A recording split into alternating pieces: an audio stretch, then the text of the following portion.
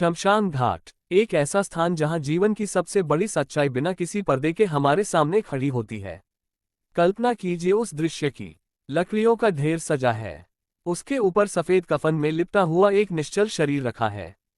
चारों ओर रिश्तेदारों की सिसकियां हैं। किसी माँ की करुण चीख, किसी पत्नी की टूटी हुई आवाज और किसी बेटे की कांपती हुई सांसें। हवा में अजीब सा बोझ है। ऐसा लगता है जैसे पूरा आकाश भी शोक मना रहा हो। और उसी वातावरण में एक स्वर लगातार गूंज रहा है, राम नाम सत्य है, राम नाम सत्य है। यह कोई साधारण वाक्य नहीं है। ये जीवन का अंतिम सत्य है। चिता के पास एक व्यक्ति खड़ा है। अक्सर वह मृतक का पुत्र होता है, कभी भाई, कभी सबसे करीबी परिजन। उसके कंधे पर रखा है एक मिट्टी का मटका, एक साधारण सा घड़ा जिसमें भरा है पानी। लेकिन ये साधारण पानी नहीं है। ये जीवन का प्रतीक है। ये सांसों का प्रतीक है। यह उस शरीर की अंतिम यात्रा का साक्षी है। वह व्यक्ति धीरे धीरे चिता के चारों ओर घूमना शुरू करता है। पहला चक्कर, दूसरा चक्कर, तीसरा चक्कर। हर चक्कर के साथ वह मटके में एक छोटा सा छेद करता है और उस छेद से पानी की पतली धार निकलने लगती है। वह पानी जमीन पर गिरता है, मानो जीवन की आखिरी बूंदें धरती को समर्पित की जा रही हो। जैसे जैसे पानी गिरता है, वैसे वैसे मनुष्य की सांसों की कहानी समाप्त होती जाती है। ये सिर्फ पानी नहीं बह रहा, यह अहंकार बह रहा है, यह मोह बह रहा है, यह संसार से जुड़ाव टूट रहा है। और जब परिक्रमा पूरी होती है, तो वह व्यक्ति मटके को अपनी पीठ के पीछे जोर से जमीन पर पटक देता है। धड़ाम, एक तेज आवाज होती है। मटका चूर चूर हो जाता है, मिट्टी के टुकड़े बिखर जाते हैं और पानी धरती में समा जाता है। लेकिन इसके बाद आता है सबसे रहस्यमय क्षण। बुजुर्ग और पंडित ऊंची आवाज में कहते हैं, बेटा अब पीछे मत देखना, सीधे चले जाओ। अगर पीछे मुड़े तो अनर्थ हो जाएगा। यह आदेश नहीं, ये चेतावनी है। पर सवाल उठता है, आखिर क्यों? जब पानी जीवन का प्रतीक है, जब हर बूंद अनमोल है, तो उस भरे हुए मटके को इतनी बेरहमी से क्यों तोड़ा जाता है? क्या ये केवल एक रस्म है? क्या ये सिर्फ परंपरा है? या इसके पीछे कोई ऐसा रहस्य छिपा है जिसे सदियों से छुपाया गया है? गरुड़ पुराण के अनुसार मृत्यु के बाद आत्मा कुछ समय तक शरीर के आसपास भटकती रहती है। वह अपने रिश्तों, अपने घर, अपने मोह को छोड़ नहीं पाती। मटका फोड़ने की क्रिया दरअसल आत्मा को यह संदेश देती है, अब इस शरीर से तेरा संबंध समाप्त हो चुका है। मटका शरीर का प्रतीक है, पानी प्राणों का प्रतीक है, और मटका तोड़ना जीवन के बंधन को तोड़ना है। जब मटका फूटता है, तो ये घोषणा होती है कि अब ये शरीर खाली हो चुका है। अब इसमें आत्मा नहीं है, अब ये केवल पंचतत्वों का मिश्रण है। और पीछे न देखने का नियम, ये सिर्फ डर नहीं है, यह मनोवैज्ञानिक भी है और आध्यात्मिक भी। पीछे देखने का अर्थ है मोह में फंस जाना, दुख से चिपक जाना, मृत्यु को स्वीकार न करना। तंत्र शास्त्र में माना जाता है कि उस समय वातावरण में कई प्रकार की सूक्ष्म शक्तियां सक्रिय होती हैं। आत्मा भ्रम की अवस्था में होती है। यदि कोई पीछे मुड़कर देख ले, तो वह आत्मा फिर से संबंध जोड़ने की कोशिश कर सकती है। इसलिए कहा जाता है, पीछे मत देखो, बंधन मत जोड़ो, आगे बढ़ो। यह एक प्रतीकात्मक शिक्षा भी है। जीवन में जो चला गया, उसे पकड़कर मत बैठो। जो टूट गया, उसे उठाने की कोशिश मत करो। मटका टूटता है, जैसे शरीर टूटता है। पानी बहता है, जैसे जीवन बहता है। और इंसान आगे बढ़ जाता है, जैसे समय आगे बढ़ता है। असल में वह मिट्टी का घड़ा कोई साधारण घड़ा नहीं है। वह आपकी और मेरी जिंदगी का आईना है। हम सब भी तो मिट्टी के बने हुए हैं। हम सब में भी सांसों का पानी भरा है। और एक दिन यह मटका भी टूटेगा, ये शरीर भी टूटेगा, और यह पानी भी धरती में मिल जाएगा। इसलिए ये रस्म हमें डराने के लिए नहीं है, ये हमें जगाने के लिए है। ये हमें सिखाती है कि सब कुछ अस्थायी है, रिश्ते अस्थायी हैं, शरीर अस्थायी है, और केवल आत्मा ही शाश्वत है। तो अगली बार जब आप किसी शमशान घाट में मटका टूटते देखें, तो समझिएगा वह किसी और का अंत नहीं है। वह आपको आपका भविष्य दिखा रहा है। वह आपको जीवन का सबसे बड़ा सत्य समझा रहा है। और यही कारण है कि कहा जाता है, मटका मत देखो, मटका में छिपा संदेश देखो। आज हम जानेंगे कि उस मटके में छेद क्यों किया जाता है और उसे फोड़ना इतना आवश्यक क्यों माना गया है। तो दिल थाम कर बैठ जाए। और यदि आप सच में इस रहस्य को महसूस करना चाहते हैं, तो अपने कमरे की लाइटें बंद कर लीजिए, क्योंकि जो ज्ञान आज सामने आने वाला है, वह आपकी आंखों से मोह का पर्दा हमेशा के लिए हटा देगा। इस कहानी की शुरुआत होती है उस साधारण से दिखने वाले मिट्टी के मटके से। हमारे धर्मशास्त्रों में, विशेषकर गरुड़ पुराण में, मानव शरीर की तुलना एक कुंभ यानी मटके से की गई है। संत कबीरदास जी ने भी कहा था, कांचे कुंभ का क्या भरोसा, फूट जाए पल में। अब जरा सोचिए, मिट्टी का मटका बनता कैसे है। पहले मिट्टी ली जाती है यानी पृथ्वी तत्व, फिर उसे गूंथने के लिए पानी मिलाया जाता है यानी जल तत्व, फिर उसे सुखाया जाता है यानी वायु और आकाश तत्व, और अंत में उसे आग में पकाया जाता है यानी अग्नि तत्व। यानी एक मटका बनता है पंचतत्वों से, पृथ्वी, जल, अग्नि, वायु, आकाश, और ठीक इन्हीं 5 तत्वों से बना है हमारा शरीर भी। जब तक यह मटका साबुत रहता है, इसके भीतर प्राण रूपी जल ठहरा रहता है। हम चलते हैं, हम बोलते हैं, हम रिश्ते बनाते हैं, हम हंसते हैं, हम रोते हैं, हम संसार से जुड़ जाते हैं। लेकिन जैसे ही मृत्यु आती है, यह मटका अपनी अहमियत खो देता है। अब यह शरीर सिर्फ मिट्टी रह जाता है। शमशान ले जाते समय अर्थी के साथ वह मटका इसलिए ले जाया जाता है ताकि उस आत्मा को, जो अभी अभी शरीर से बाहर निकली है, एक अंतिम और स्पष्ट संदेश दिया जा सके। क्योंकि गरुड़ पुराण कहता है, मरने के तुरंत बाद आत्मा को यह विश्वास ही नहीं होता कि वह मर चुकी है। वह भ्रम की अवस्था में रहती है। वह अपने ही शरीर के आसपास मंडराती रहती है। इसी अवस्था को शास्त्रों में प्रेत अवस्था कहा गया है। कहा जाता है कि वह आत्मा चिता से लगभग 10 फीट ऊपर हवा में तैरती रहती है। वह अपने परिवार को रोते हुए देखती है। वह अपने शरीर को नीचे पड़ा हुआ देखती है। उसे लगता है कि वह बस सो रही है। उसे समझ नहीं आता कि लोग उसे जला क्यों रहे हैं। उसे समझ नहीं आता कि उसका शरीर लकड़ियों पर क्यों रखा गया है। वह बार बार अपने शरीर में वापस प्रवेश करने की कोशिश करती है। वह अपने बेटे को पुकारती है। वह अपनी पत्नी को पुकारती है। वह अपने घर को याद करती है। और यही वह क्षण होता है जब मटके की रस्म शुरू होती है। जब बेटा या परिजन चिता के चारों ओर घूमता है और मटके में छेद करता है, तो हर छेद के साथ पानी की एक धार गिरती है। यह पानी नहीं है, ये जीवन का प्रतीक है। ये प्राणों के टूटते हुए बंधन का प्रतीक है।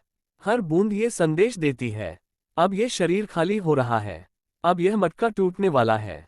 और जब अंत में वह मटका जोर से जमीन पर फोड़ा जाता है, तो वह आवाज आत्मा तक पहुंचती है। धड़ाम, यह आवाज कहती है, अब लौटने का रास्ता बंद है। अब ये शरीर तेरा नहीं रहा। मटका टूटना दरअसल आत्मा को ये दिखाने के लिए होता है कि जिस शरीर को वह अपना समझ रही थी, वह अब पूरी तरह नष्ट हो चुका है। अब वह केवल पंचतत्व है। और इसके बाद आता है सबसे रहस्यमय आदेश, पीछे मत देखना। बुजुर्ग चिल्लाकर कहते हैं, बेटा अब पीछे मत मुड़ना, सीधे चले जाना। अगर पीछे देखा तो अनर्थ हो जाएगा। इसका कारण केवल डर नहीं है, यह आध्यात्मिक नियम है। पीछे देखना मतलब मुंह में लौट जाना, दुख से जुड़ जाना, बंधन को फिर से बांध लेना। तंत्र शास्त्र के अनुसार उस समय वातावरण में सूक्ष्म शक्तियां सक्रिय होती हैं। आत्मा अत्यंत संवेदनशील अवस्था में होती है। यदि कोई पीछे मुड़कर देख ले, तो आत्मा फिर से संबंध बनाने का प्रयास करती है। वह सोचती है, शायद मैं अभी भी इस संसार का हिस्सा हूँ। शायद मेरा बेटा मुझे बुला रहा है। इसलिए पीछे न देखने का नियम बनाया गया। ये नियम केवल आत्मा के लिए नहीं, बल्कि जीवित व्यक्ति के लिए भी है। ये हमें सिखाता है, जो चला गया उसे पकड़कर मत बैठो, जो टूट गया उसे उठाने मत जाओ। समय आगे बढ़ चुका है, अब तुम्हें भी आगे बढ़ना है। वह मिट्टी का मटका असल में कोई साधारण मटका नहीं है। वह आपकी और मेरी जिंदगी का प्रतीक है। हम भी मिट्टी से बने हैं। हमारे भीतर भी सांसों का पानी भरा है। और एक दिन यह मटका भी टूटेगा, ये शरीर भी टूटेगा, और यह जल भी धरती में मिल जाएगा। इसलिए ये रस्म डराने के लिए नहीं बनाई गई, यह जगाने के लिए बनाई गई है। ये हमें याद दिलाने के लिए है कि सब कुछ अस्थायी है। शरीर अस्थायी है, रिश्ते अस्थायी हैं, और केवल आत्मा ही शाश्वत है। तो अगली बार जब आप शमशान में मटका टूटते देखें, तो समझिएगा वह किसी और की मृत्यु नहीं है। वह आपको आपके जीवन का सत्य दिखा रहा है। वह कह रहा है, आज यह मटका टूटा है, कल तुम्हारा भी टूटेगा। और यही इस मटके का सबसे गहरा रहस्य है। वह आत्मा अपनी पत्नी के आंसू पोंछने की कोशिश करती है, लेकिन उसके हाथ आर पार निकल जाते हैं। वह अपने बेटे को गले लगाना चाहती है, पर कोई उसे महसूस नहीं कर पाता। ये देखकर वह घबरा जाती है। उसके भीतर डर पैदा होता है। उसे समझ नहीं आता कि उसके साथ क्या हो रहा है। वह सोचती है, मैं यही हूँ, फिर कोई मुझे देख क्यों नहीं रहा। मैं बोल रही हूँ, फिर मेरी आवाज कोई क्यों नहीं सुन रहा। इसी घबराहट में, इसी भ्रम की अवस्था में, वह मटका उसका एकमात्र सहारा बन जाता है, क्योंकि वह मटका दरअसल उस आत्मा का प्रतिनिधित्व करता है। वह मटका आत्मा को ये समझाने के लिए होता है, देखो तुम भी कभी इसी मटके की तरह थे, मिट्टी से बने हुए, और अब तुम्हारा समय पूरा हो चुका है। जैसे यह मटका अब पानी को रोक नहीं पा रहा, वैसे ही तुम्हारा शरीर अब प्राण को रोक नहीं पाएगा। ये केवल एक रस्म नहीं है, यह आत्मा को दिया गया अंतिम और सबसे स्पष्ट संदेश है। वेदांत दर्शन में इसे कहा गया है घटाकाश और महाकाश का सिद्धांत। मटके के भीतर जो खाली स्थान है उसे कहते हैं घटाकाश, और मटके के बाहर फैला हुआ अनंताकाश उसे कहते हैं महाकाश। जब तक मटका साबुत रहता है, अंदर का आकाश और बाहर का आकाश अलग अलग प्रतीत होते हैं। बीच में एक दीवार होती है, और वह दीवार है शरीर। लेकिन जैसे ही मटका फूटता है, अंदर और बाहर का आकाश एक हो जाता है। यही मृत्यु का सबसे बड़ा सत्य है। जब शरीर टूटता है तो आत्मा परमात्मा में विलीन हो जाती है। इसलिए मटका फोड़ना कोई शोक नहीं है, यह उस मिलन का उत्सव है। यह आत्मा के बंधन से मुक्त होने की घोषणा है। अब आते हैं उस रहस्य पर, मटके में छेद क्यों किया जाता है, और चिता की परिक्रमा 3 बार ही क्यों की जाती है, 4 बार क्यों नहीं, 7 बार क्यों नहीं। जब बेटा या मुखाग्नि देने वाला व्यक्ति चिता की परिक्रमा करता है, तो वह मटके में कंकड़ या किसी नुकीली वस्तु से छेद करता है, और जैसे ही छेद होता है, पानी की पतली धार बहने लगती है। यह दृश्य अत्यंत गहरा है, और उतना ही पीड़ादायक भी। 3 परिक्रमा दरअसल काल के 3 रूपों का प्रतीक है, भूतकाल, वर्तमान काल और भविष्य काल। आत्मा समय के इसी चक्र में फंसी होती है। वह अपने अतीत की यादों में उलझी रहती है, वह अपने वर्तमान के दुख में कैद रहती है, और अपने भविष्य के भय से घिरी रहती है। मटका लेकर घूमना और अंत में उसे तोड़ देना ये दर्शाता है, अब तुम काल के चक्र से मुक्त हो। अब तुम्हारा कोई अतीत नहीं, कोई वर्तमान नहीं, और कोई भविष्य नहीं। अब तुम कालातीत हो गए हो। जब मटके में छेद किया जाता है और पानी रिसता है, तो वह आत्मा को दिखाया जाता है। जैसे इस मटके से पानी पल पल रिस रहा है, वैसे ही तुम्हारे शरीर से आयु रिस चुकी है। तुम्हारा समय समाप्त हो चुका है। वह रिसता हुआ पानी जीवन के समाप्त होने का प्रतीक है। हम पूरी जिंदगी यही सोचते रहते हैं कि हमारे पास बहुत समय है, हम कल करेंगे, परसों करेंगे, अभी बहुत वक्त पड़ा है। लेकिन सच्चाई यह है कि हमारी जिंदगी उस टूटे हुए मटके की तरह है, जिससे हर पल समय रिस रहा है। और शमशान में ये सच्चाई आत्मा के सामने नग्न खड़ी कर दी जाती है। गरुड़ पुराण कहता है, आत्मा को अपने शरीर से अत्यंत मोह होता है। वह शरीर छोड़ना नहीं चाहती, वह उसी शरीर में वापस प्रवेश करना चाहती है। वह सोचती है, यही मेरा घर है, यही मेरी पहचान है, मैं यहीं रहूंगी। लेकिन जब वह देखती है कि उसका प्रतीक, वह मटका, धीरे धीरे लीक हो रहा है, तो उसे एहसास होता है, अब ये शरीर रहने योग्य नहीं बचा, अब ये खंडित हो चुका है, अब ये टूट चुका है। ये दृश्य आत्मा के लिए एक मनोवैज्ञानिक संदेश बन जाता है, अब जाओ, अब इस शरीर को छोड़ दो, अब आगे की यात्रा शुरू करो। यह मटका दरअसल आत्मा से कहता है, जिसमें तुम रह रहे थे वह अब टूट चुका है, अब तुम्हें नए सत्य की ओर बढ़ना है। इसलिए मटका फोड़ना क्रूरता नहीं है, ये करुणा है। यह आत्मा को भ्रम से बाहर निकालने की अंतिम प्रक्रिया है। ये शरीर और आत्मा के बीच अंतिम संबंध को तोड़ने की विधि है। और यही कारण है कि शमशान में मटका टूटने की आवाज केवल मिट्टी के टूटने की आवाज नहीं होती, वह एक आत्मा के मुक्त होने की घोषणा होती है। अब वहां कुछ नहीं बचा था, न शरीर का अधिकार, न रिश्तों की पकड़, न सांसों का सहारा। लेकिन इसके पीछे एक बहुत ही गहरा तांत्रिक रहस्य भी छिपा है, जिसे बहुत कम लोग जानते हैं। जो पानी मटके से गिरकर चिता के चारों ओर एक पतली सी लकीर बनाता है, वह साधारण पानी नहीं होता, वह एक सुरक्षा चक्र होता है, वह एक लक्ष्मण रेखा होती है। शमशान भूमि साधारण भूमि नहीं होती, वह स्थान है जहां हजारों अतृप्त आत्माएं, पिशाच और नकारात्मक शक्तियां भटकती रहती हैं। वे हमेशा एक ताजे शरीर की तलाश में रहती हैं। जिस शरीर से अभी अभी प्राण निकले होते हैं, वह एक खाली घर जैसा होता है। उसमें अभी भी कुछ बायोमैग्नेटिक ऊर्जा शेष रहती है, और कोई भी नकारात्मक शक्ति उस शरीर पर अधिकार कर सकती है। उसी से जन्म लेती है वेताल साधना और शव साधना। अघोरी और तांत्रिक ऐसे ही ताजे शव की खोज में रहते हैं। जब शरीर चिता पर रखा जाता है तो वह पूरी तरह से अनावृत होता है, खुला हुआ, असुरक्षित। उस समय जो पवित्र जल मटके से रिसता है वह चिता के चारों ओर एक गीला घेरा बना देता है। तंत्र शास्त्र में जल को सबसे बड़ा शुद्धकर्ता और सबसे शक्तिशाली अवरोध माना गया है। जल नकारात्मक ऊर्जा को अपने भीतर समा लेता है और उसे आगे बढ़ने नहीं देता। वह पानी का घेरा बुरी शक्तियों को चिता के पास आने से रोकता है। जब तक चिता में अग्नि नहीं लगती, जब तक अग्निदेव उस शरीर को अपने आगोश में नहीं ले लेते, तब तक वह जल उस शरीर की पवित्रता की रक्षा करता है। यह एक पुत्र का अपने पिता के शरीर के लिए आखिरी सुरक्षा कवच होता है। अब आते हैं उस सबसे डरावने और रहस्यमय पल पर, मटका फोड़ने का क्षण। परिक्रमा पूरी होने के बाद वह व्यक्ति चिता के सिरहाने खड़ा होता है। वह पीछे की ओर मटके को पटक देता है। वह उसे देखता नहीं है, वह पलटकर नहीं झांकता। बस एक आवाज आती है, धड़ाम। यह आवाज केवल मिट्टी टूटने की नहीं होती, यह आत्मा के मोह को तोड़ने वाली आवाज होती है। इसे शास्त्रों में शॉक थेरेपी कहा गया है। जैसे किसी कोमा में पड़े इंसान को तेज झटका देकर होश में लाया जाता है, वैसे ही आत्मा भी मृत्यु के कोमा में होती है। वह मोह के जाल में फंसी होती है। वह अपने बेटे को छोड़ना नहीं चाहती, वह अपने घर को छोड़ना नहीं चाहती, वह अपने शरीर को छोड़ना नहीं चाहती। वह चीखती है, मुझे मत जलाओ, मैं अभी जिंदा हूं। लेकिन जब मटका फूटता है तो वह तेज आवाज आत्मा को झकझोर देती है। वह उसे नींद से जगा देती है। वह कहती है, खेल खत्म हो चुका है। जब तक मटका साबुत था, आत्मा को उम्मीद थी, लेकिन जैसे ही मटका टूटता है, उसका आखिरी सहारा भी टूट जाता है।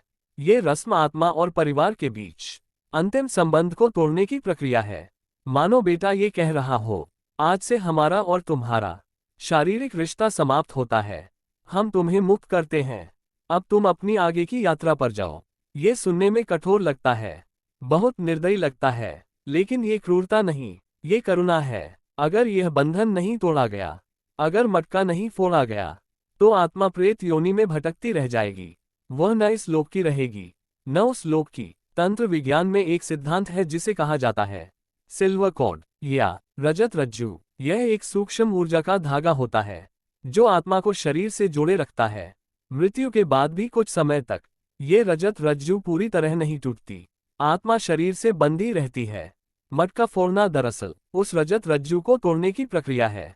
ये संकेत है, अब संबंध समाप्त, अब यात्रा शुरू। इसलिए ये रस्म दुख नहीं, मुक्ति का द्वार है। यह आत्मा को कहती है, तुम अब इस शरीर के कैदी नहीं हो, अब तुम्हें आगे बढ़ना है, पितृलोक की ओर, प्रकाश की ओर। और यही कारण है कि शमशान में मटका टूटने की आवाज केवल मिट्टी टूटने की आवाज नहीं होती, वह एक आत्मा के बंधन टूटने की घोषणा होती है। जब मटका फूटता है तो केवल मिट्टी नहीं टूटती, उसके साथ टूटता है एक जीवन का इतिहास, एक माँ की ममता, एक पिता की पहचान, एक इंसान का अहंकार और एक आत्मा का भ्रम। वह आत्मा जो अभी तक सोच रही थी, मैं जिंदा हूँ, मैं अपने घर लौट जाऊंगी, मैं फिर अपने बेटे से बात करूंगी, उसे अचानक एहसास होता है अब लौटने का कोई द्वार नहीं बचा। मटका टूटते ही पृथ्वी तत्व सक्रिय हो जाता है, जल बहता है, अग्नि प्रकट होती है, वायु बह रही होती है, आकाश गवाह बनता है। पांचों तत्व मिलकर घोषणा करते हैं, हे जीवात्मा, तुम्हारा पंचतत्वीय शरीर अब समाप्त हुआ। यही कारण है कि शमशान को पंचतत्वों का न्यायालय कहा गया है। अब समझिए एक और गहरा रहस्य, जब मटका फूटता है तो उसका मुंह नीचे की ओर क्यों होता है, क्यों नहीं ऊपर की ओर? क्योंकि ऊपर की ओर मुख रखने का अर्थ होता है आत्मा को फिर संसार में लौटने का न्योता देना, और नीचे की ओर मुख रखने का अर्थ होता है आत्मा को ब्रह्मांड में विलीन होने देना। ये क्रिया कहती है, अब वापस मत आना, अब जन्म मत लेना, अब चक्र पूरा हुआ। इसीलिए इसे कहते हैं मोक्ष की पहली सीढ़ी। आपने गौर किया होगा, मटका हमेशा पीछे की ओर फेंका जाता है, आगे क्यों नहीं? क्योंकि आगे फेंकना भविष्य से जुड़ना है, पीछे फेंकना अतीत को छोड़ना है। ये क्रिया कहती है, जो था वह समाप्त हुआ, जो आने वाला है वह तुम्हारा नहीं। अब आते हैं उस सबसे डरावने क्षण पर, जब आग लगाई जाती है। आग सिर्फ लकड़ी नहीं जलाती, वह स्मृतियां जलाती है, वह इच्छाएं जलाती है, वह अधूरी कामनाएं जलाती है, वह अहंकार जलाती है। गरुड़ पुराण कहता है, जब शरीर जलता है तो आत्मा अपने जीवन के सारे दृश्य एक साथ देखती है। एक तरह का कॉस्मिक रिव्यू होता है। वह देखती है, मैंने किसे दुख दिया, किसे प्रेम दिया, किसे धोखा दिया, किसे माफ किया, और उसी के आधार पर अगली यात्रा तय होती है। इसलिए शमशान में रोना मना किया गया है, क्योंकि आत्मा उस समय बहुत संवेदनशील होती है। आपके आंसू उसके लिए बोझ बन जाते हैं। आपका मोह उसकी यात्रा रोक देता है। अब समझिए, क्यों घर लौटते समय लोग हाथ पैर धोते हैं, क्यों नमक या राख का प्रयोग होता है, क्यों सीधे घर नहीं जाते, क्यों पहले स्नान करते हैं, क्यों कपड़े बदलते हैं। ये सब इसलिए कि शमशान की ऊर्जा घर न आए, क्योंकि शमशान की ऊर्जा नाश की ऊर्जा होती है, और घर की ऊर्जा जीवन की ऊर्जा, दोनों का मिलना असंतुलन पैदा करता है। अब एक बहुत भावुक सत्य, मटका फोड़ने वाला व्यक्ति अक्सर बेटा होता है। क्यों? क्योंकि पुत्र का कर्म होता है पिता को मुक्त करना। माता जन्म देती है, पिता जीवन देता है, और पुत्र मुक्ति देता है। यह एक पीढ़ी से दूसरी पीढ़ी चेतना का हस्तांतरण है। अब सोचिए, अगर यह सब अंधविश्वास होता तो हजारों साल तक क्यों चलता? अगर यह केवल रस्म होती तो हर संस्कृति में मृत्यु के समय जल, अग्नि और मौन क्यों होता? क्यों तिब्बत में स्काई बुरियल है? क्यों मिस्र में मम्मी बनती थी? क्यों यूनान में नदी स्टाइक्स का विचार था? क्यों भारत में वैतरणी नदी? क्योंकि हर सभ्यता जानती थी मृत्यु अंत नहीं है, मृत्यु एक ट्रांजिशन है। और अंत में सबसे बड़ा संदेश, यह मटका हमें ये भी सिखाता है, तुम भी एक मटका हो, तुम भी रिस रहे हो, तुम भी टूटोगे। हर सांस एक बूंद है, हर दिन एक दरार है, हर साल एक ट्रैक है। एक दिन तुम्हारा भी मटका फूटेगा, और तब कोई और तुम्हारे लिए यही चक्कर लगाएगा। इसलिए जब अगली बार शमशान में मटका टूटे तो डरना मत। समझना, यह आत्मा का पासपोर्ट स्टैंप हो रहा है। यह संसार से विदा की मोहर है। यह बंधन का अंत है। यह उड़ान की शुरुआत है। मटका टूटता नहीं, पिंजरा टूटता है, और आत्मा पंछी बनकर अनंत आकाश में उड़ जाती है।